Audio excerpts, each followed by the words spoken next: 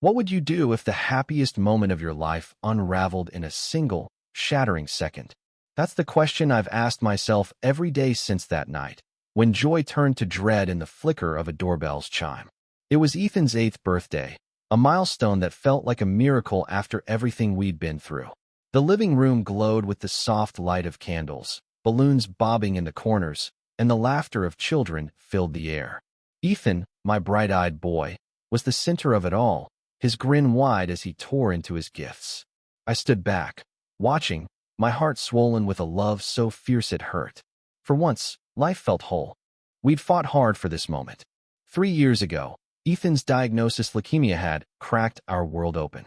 My husband, Mark, and I spent endless nights in hospital rooms, holding hands, praying, bargaining with fate.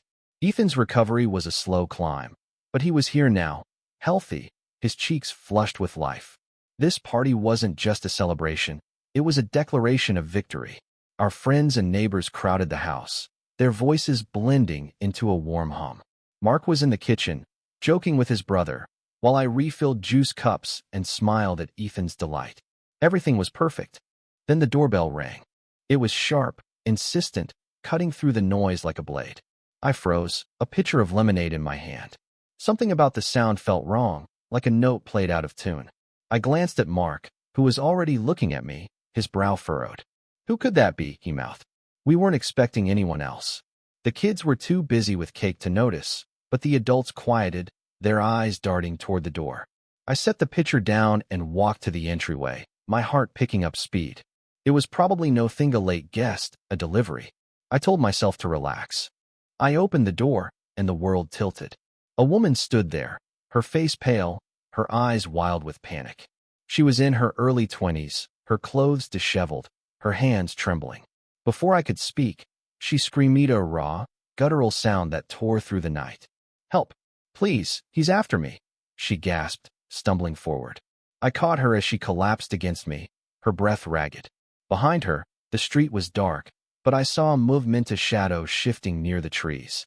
My stomach dropped. "Mark!" I shouted, my voice sharp with fear. He was at my side in seconds, the room behind us now silent except for the kids' confused murmurs. The woman clung to me, her words tumbling out in a frantic rush. "He's out there, he tried to has a knife." My mind raced, trying to piece together what was happening. Who was she? Who was chasing her?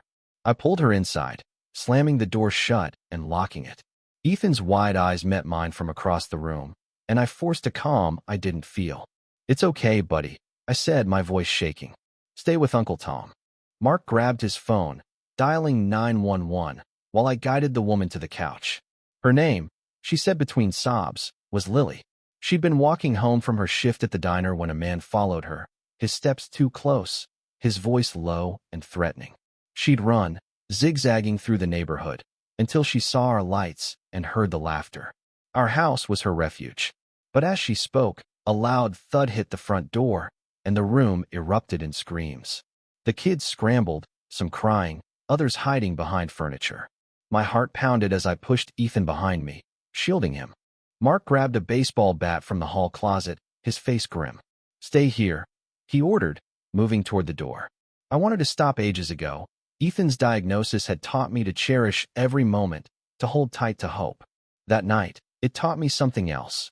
Courage isn't the absence of fear, it's acting despite it. We'd faced one nightmare and come out stronger. Now, as I held Ethan close, I knew we'd face this one too. Together.